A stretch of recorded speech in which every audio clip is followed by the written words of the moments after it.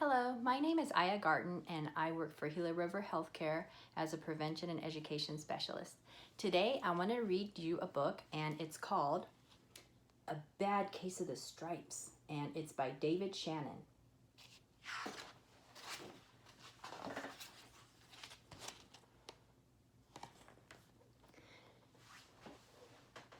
Camilla Cream loved lima beans, but she never ate them. All of her friends hated lima beans and she wanted to fit in. Camilla was always worried about what other people thought of her. Today, she was fretting even more than usual. It was the first day of school and she couldn't decide what to wear. There were so many people to impress. She tried on 42 outfits, but none seemed quite right. She put on a pretty red dress and looked in the mirror. Then she screamed.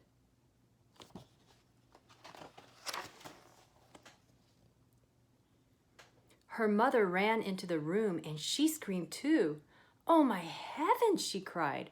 "You're completely covered with stripes." This was certainly true. Camilla was striped from head to toe.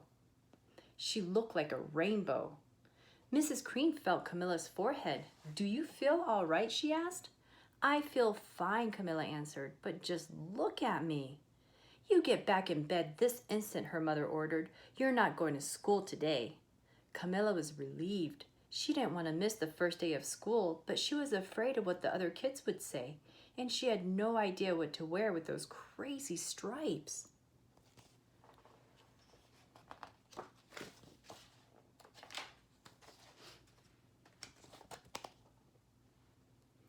That afternoon, Dr. Bumble came to examine Camilla. "Most extraordinary," he exclaimed. "I've never seen anything like it. Are you having any coughing, sneezing, runny nose, aches, pains, chills, hot flashes, dizziness, drowsiness, shortness of breath, or uncontrollable twitching?" "No," Camilla told him. "I feel fine." "Well then," Dr. Bumble said, turning to Mrs. Cream, "I don't see any reason why she shouldn't go to school tomorrow. Here's some ointment that should help clear up those stripes in a few days. If it doesn't, you know where to reach me." And off he went.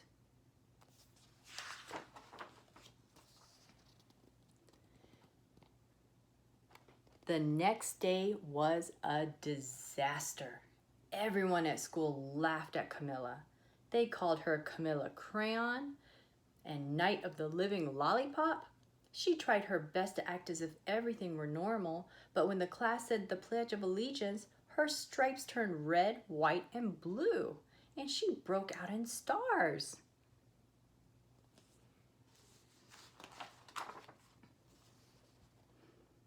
The other kids thought this was great. One yelled out, "Let's see some purple polka dots." Sure enough, Camilla turned all purple polka dotty. Someone else shouted, "Checkerboard," and a pattern of squares covered her skin. Soon everyone was calling out different shapes and colors, and poor Camilla was changing faster than you can change channels on a TV.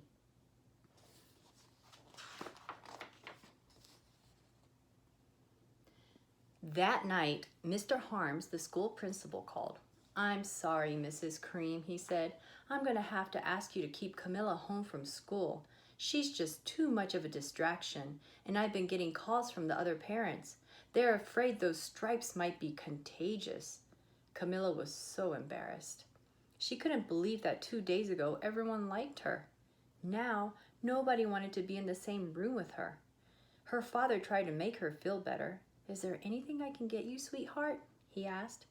"No, thank you," sighed Camilla. What she really wanted was a nice plate of lima beans, but she had been laughed at enough for one day.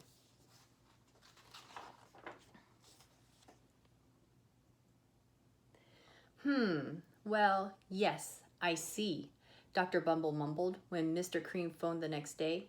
"I think I'd better bring in the specialist. We'll be right over." An hour later, Dr. Bumble arrived with 4 people in long white coats. He introduced them to the Creams.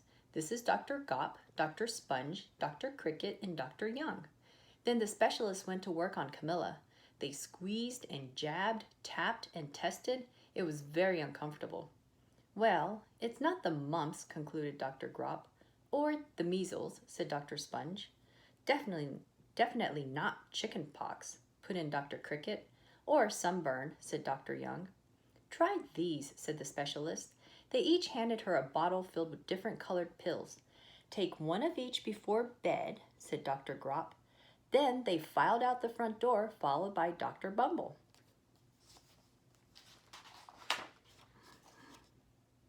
That night, Camilla took her medicine. It was awful.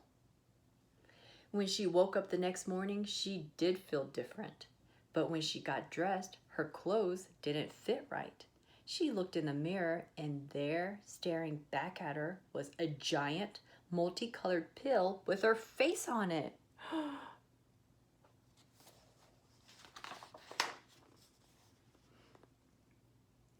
Dr. Bumble rushed over as soon as Mrs. Cream called, but this time, instead of the specialists, he brought the experts. Dr. Gourd and Mr. Mellon were the finest scientific minds in the land. Once again, Camilla was poked and prodded, looked at, and listened to.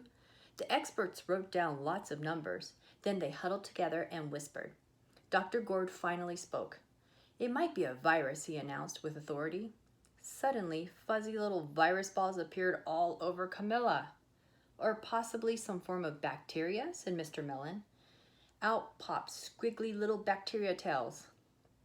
Or it could be a fungus, added Dr. Gourd. Instantly, Camilla was covered with different colored fungus blotches. The experts looked at Camilla, then at each other. We need to go over these numbers again back at the lab, Dr. Gourd explained. We'll call you when we know something. But the experts didn't have a clue, much less a cure.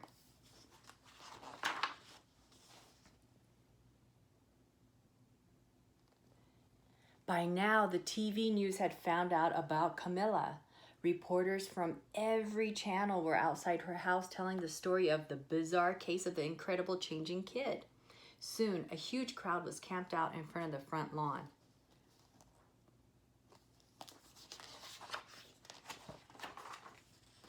Oh my goodness.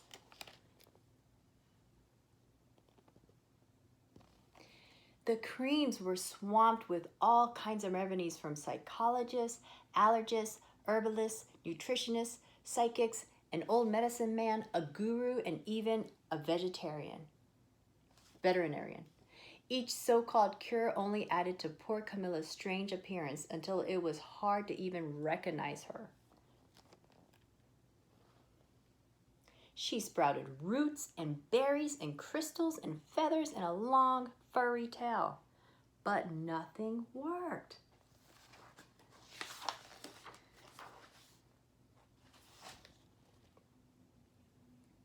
One day, a woman who called herself an environmental therapist claimed she could cure Camilla.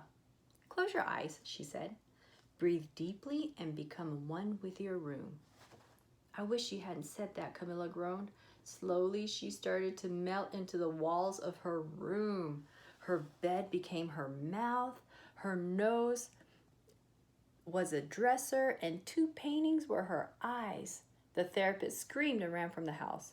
What are we gonna do? Cried Mrs. Cream. It just keeps getting worse and worse. She began to sob.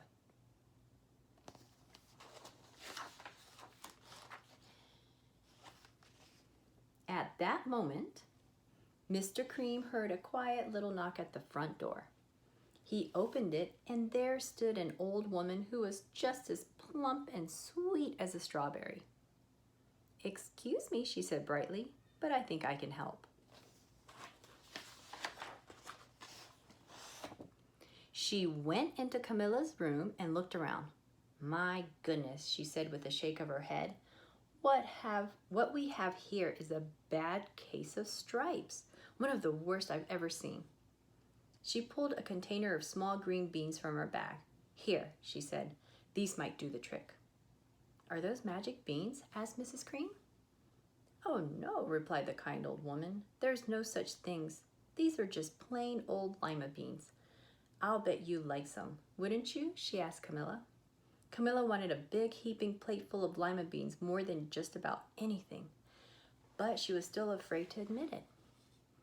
Yuck, she said. No one likes lima beans, especially me.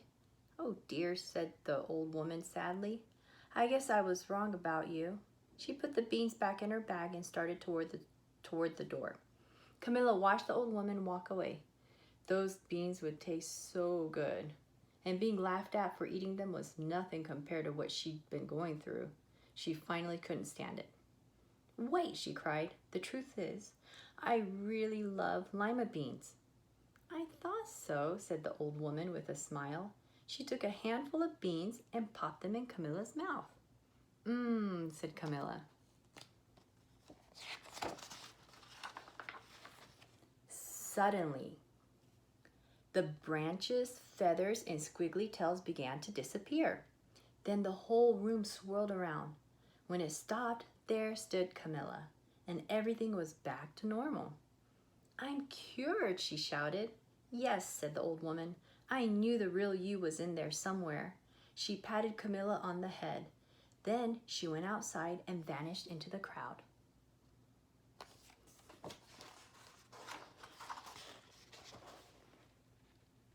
Afterward, Camilla wasn't quite the same. Some of the kids at school said she was weird, but she didn't care a bit. She ate all the lima beans she wanted, and she never had even a touch of stripes again. The end. So the whole point of this book is to show you that it's really important to be true to yourself, to know what you like and what you like to do. And it doesn't matter what other people say. So in Camilla's case, she really, really liked lima beans. But because of, she was worried about what other people would say, she pretended that she didn't like them. So she ended up getting a bad case of the stripes. So I have a small activity I wanted to share with you.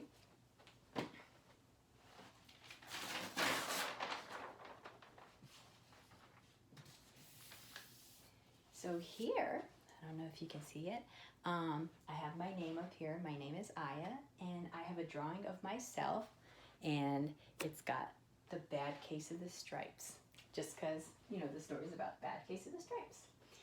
And I wrote up here, I like. So if you want to do an activity like this, just get a piece of paper or poster board and have either, you can do a picture of yourself that you can print out black and white, or you can just draw a picture of yourself and cover yourself with stripes just to go along with the book. And you can brainstorm what are some of the things that you like, and it really doesn't matter what other people like or what other people think, because what you like is entirely up to you. So I'm going to make a list of some of the things I either like or I like to do, and so I can share with you this activity. So my name is Aya, and one of the things I like is to run. Now, a lot of people might not agree, they might not like it, and they'll say, oh my gosh, that's terrible. I hate running, especially in this heat. But you know what? I like to do it, so that's what I do. I do go running in the heat. I also like, I like Doritos. A lot. And some of my friends might say, oh my gosh, Doritos are not good for you. It's true, but as long as I don't eat a whole bunch, so I do like my Doritos. I also like to read, which I just did with you guys. I like reading books a lot. I also love cats. I've met many people that don't like cats, and I don't understand it because I think cats are awesome. I also like to, I like to chit chat with my friends, so I like talking with friends.